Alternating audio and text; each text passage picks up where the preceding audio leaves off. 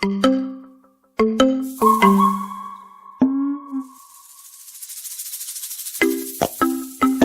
yeah, petit mec.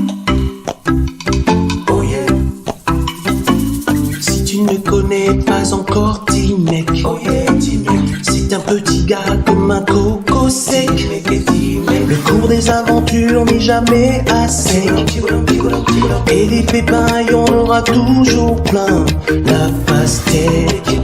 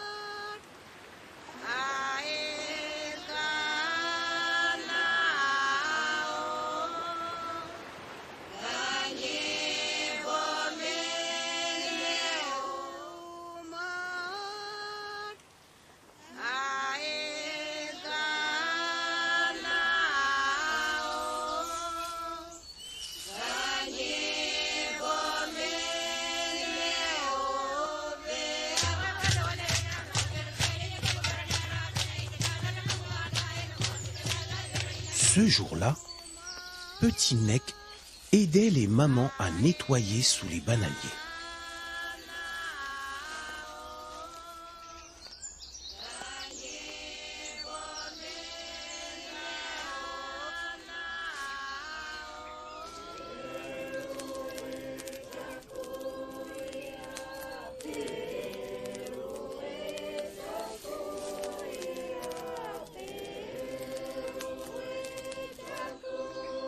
C'était un travail difficile et petit mec faisait de son mieux.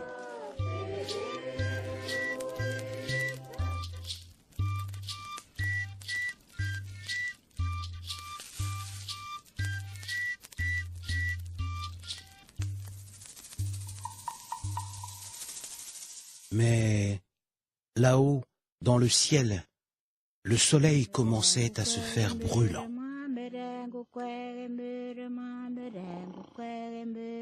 Petit mec s'était allongé à l'ombre d'un bananier.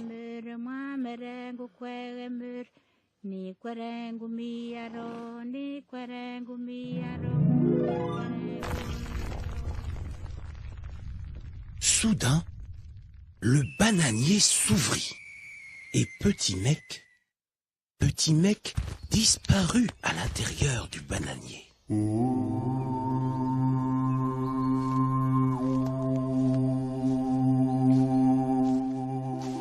Petit mec se demandait où il était maintenant.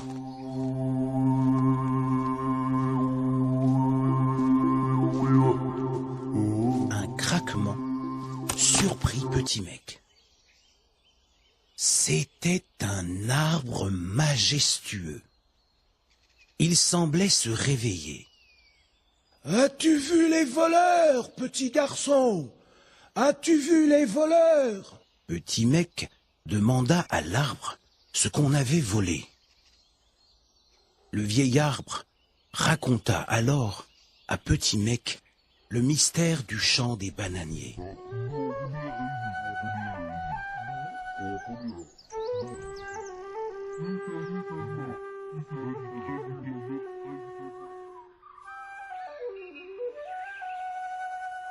Toutes les nuits, on entend chanter les bananiers.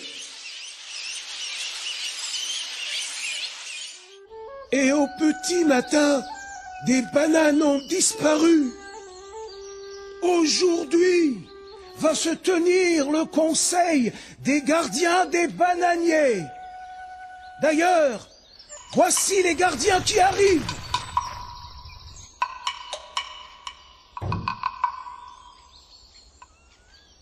Il faut découvrir ces voleurs de bananes, dit le vieil arbre. Les 3 gardiens se proposèrent pour surveiller la plantation. Le premier c'était la fourmi. La fourmi qui était très rapide. La fourmi savait manier la fronde. Moi, je suis à droite et rapide. Le deuxième gardien, c'était le rat. Le rat qui était très fort. Le rat possédait un énorme casse-tête. Je suis grand et je suis puissant. Le troisième gardien, c'était le lézard. Le discret lézard. Le lézard n'était ni très habile, ni très fort, mais il était très paisible. Fourmi, Dit le vieil arbre. cette nuit tu iras surveiller la plantation. Cette nuit-là, à la faveur d'un clair de lune, la fourmi partit se cacher à côté des bananiers.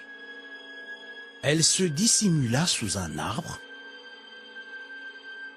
lorsque soudain, un bruit attira l'attention du gardien. Des bruits dans les branches d'un arbre. Et un chant. Un chant. La fourmi se leva aussitôt et elle fit tournoyer sa fronde. Un cri déchira la nuit.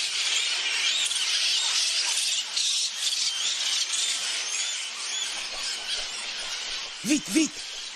La fourmi envoya une autre pierre. Ça y est, le voleur s'enfuyait loin dans la forêt.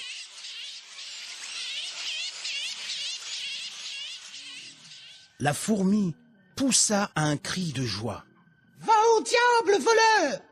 Hé, toi, le voleur! Ne reviens jamais !» Tout le clan fut réveillé. La fourmi était très fière et crânait de son exploit.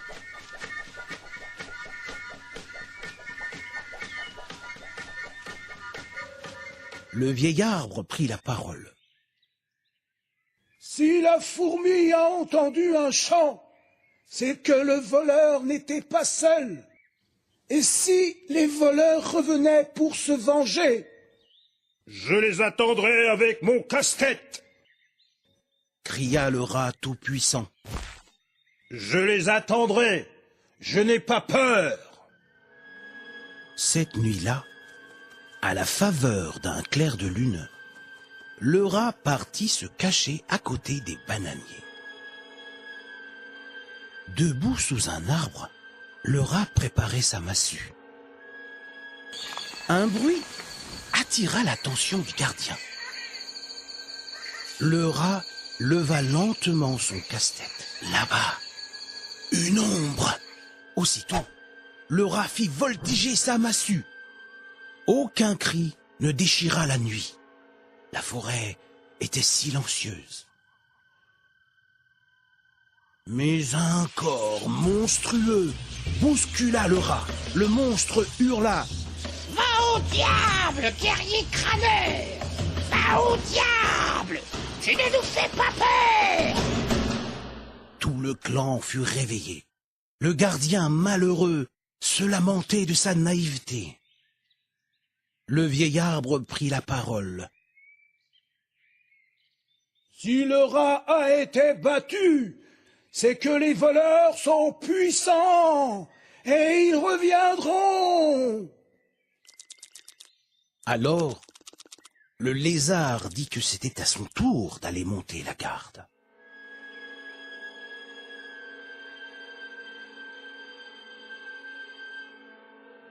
Et la nuit retomba sur la forêt. Le lézard et Petit Mec s'étaient installés au milieu de la plantation et avaient préparé un feu.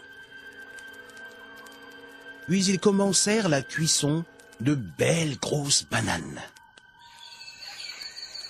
Peu à peu, on entendit des bruits dans la nuit. et puis un chant. Le lézard demanda à Petit Mec de raviver les flammes. Et ils disposèrent les bananes cuites autour du feu.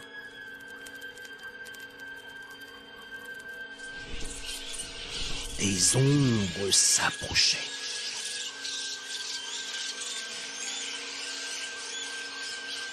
Le lézard accueillit les inconnus par ces mots. « Je vous salue, guerriers de la nuit.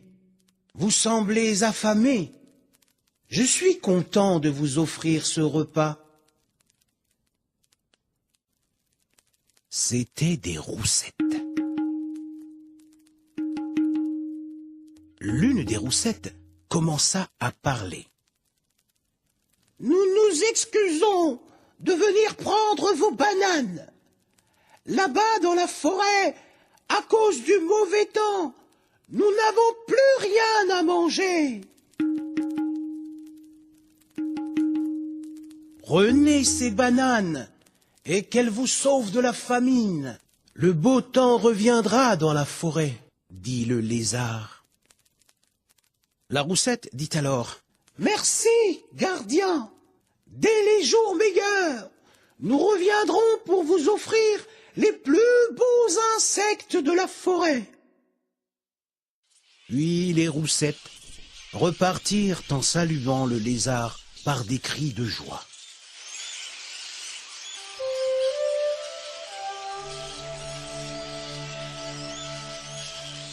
Tout le clan fut réveillé. Le vieil arbre se racla la gorge et dit « C'est toi, petit lézard. C'est toi qui seras désormais le chef des gardiens des bananiers. »